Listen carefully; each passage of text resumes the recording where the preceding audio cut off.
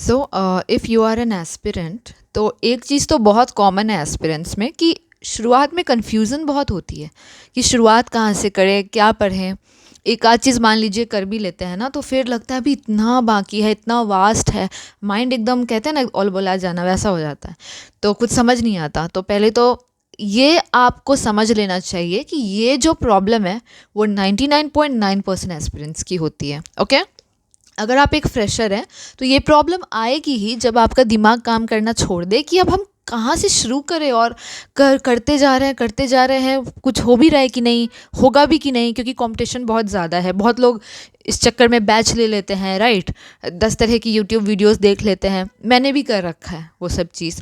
पर एक चीज़ मैंने अपने अनुभव से क्या सीखा है ना, कि यूट्यूब वीडियोस में आपको रोड मैप तो बता देंगे, पर यह है कि मोटी मोटी बातें बताते हैं, पर छोटी छोटी महीन बातें जो होती हैं, जो एक एक्सपीरियंस के लिए जानना बहुत ज़रूरी है, उस माइंडसेट को डेवलप करना बहुत ज़रूरी है, वो बताते नहीं हैं, है ना। हर कोई बताता नहीं है।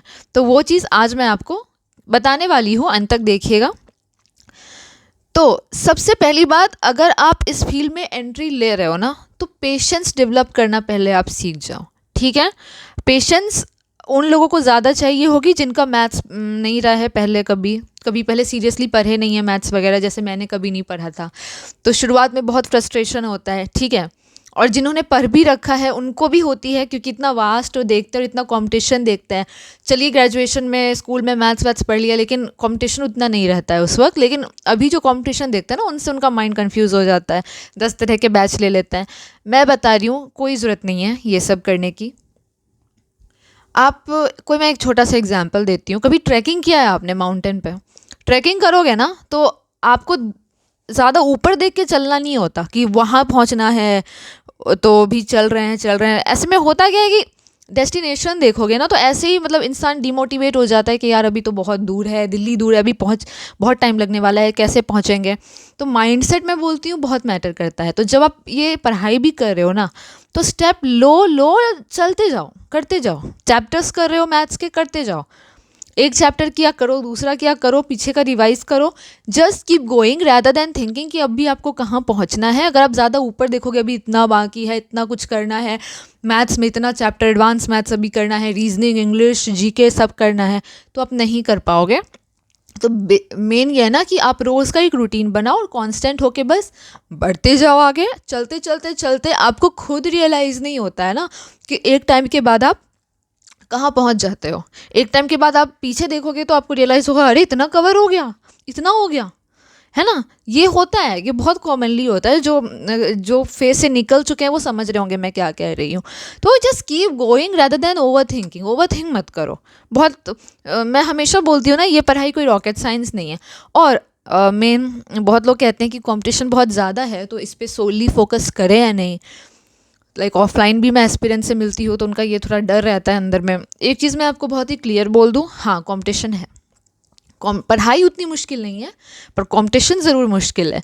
तो एक मैं बोलूँगी, अगर आपकी एज कम है, लाइक अभी आप जैसे ग्रेजुएट हुए हो, अर्ली लाइक 19 के हो, तो आप सोली इस पर फोकस कर सकते हो। अगर आप ठीक रहे हो पढ़ने में, आपको लगता है ये चीज़ें आपसे डुएबल हैं, तो 1 साल आप खुद को एनालाइज करो, है ना। अगर 1 साल आपको लगता है कि हाँ आप कर लोगे, तो आप सोली उस पर फोकस करो। बट अगर आपको लग रहा है कि कहीं ना कहीं डाउट है, आपका एज हो गया है ना, हो गया है, और आपको कहीं ना कहीं डाउट लग रहा है कि अभी, तो मैं प्रेफर करूँगी कि कुछ आप साइड में करो तो ज़्यादा अच्छा रहेगा, है ना। इसको मेन टारगेट रखो, लेकिन अपने रास्ते बंद मत करो, है ना, ठीक है। बाकी बहुत लोग बैच लेते हैं, जिसकी मैंने बात की, तो बैच लेना चाहिए नहीं, ये मैं बोल रही हूँ।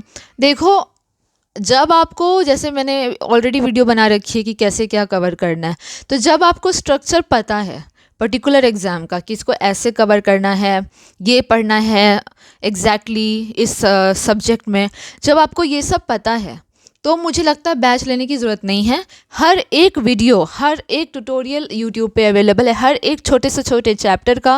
और आजकल एआई का ज़माना है, तो कुछ चीज़ें अगर आपको नहीं समझ आ रही हैं, तो आप उससे भी समझ सकते हो, राइट।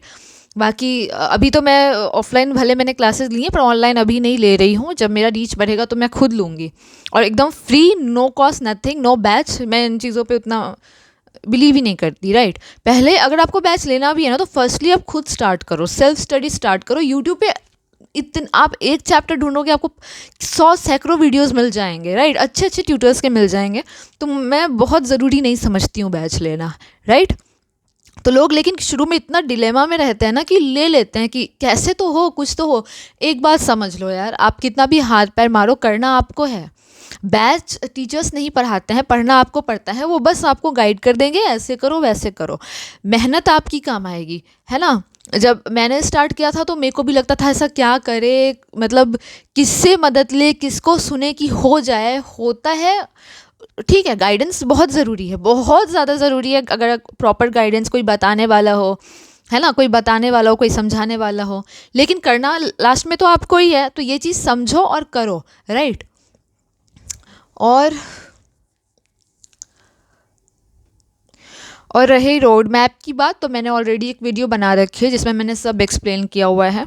दोबारा मैं रिपीट करते रहूँ वो, मैं फिर अलग अलग सेक्शन का मैंने अभी नहीं बनाया है, लेकिन मैं जल्द बनाऊंगी। फ़िलहाल आप वो वीडियोस रेफ़र कर सकते हो, आपको बहुत आइडिया मिल जाएगा। लाइक मैंने बताया है कि मैथ्स अगर आपको पढ़ना है तो कैसे, कितना आपको किस चैप्टर से स्टार्ट करना चाहिए, किस तरीके से आगे बढ़ना चाहिए, राइट। सिमिलरली मैथ्स का ही मैंने ज़्यादा फोकस किया। आई थिंक एक वीडियो मैंने मैथ्स का बनाया है और ओवरऑल एसएससी का मैंने बनाया है, तो वो आप देख सकते हो, राइट। और अगर आपको कोई क्वेरी है, कुछ पूछना है, तो बेझिझक कमेंट में पूछो। अभी क्योंकि रीच कम है तो मैं एक एक कमेंट देख पाऊँगी और मैं रिप्लाई दे पाऊँगी, राइट। लेकिन एक टाइम बाद शायद मैं भी, उतना टाइम नहीं मिलता, उतना मैं भी ना देख पाऊँ।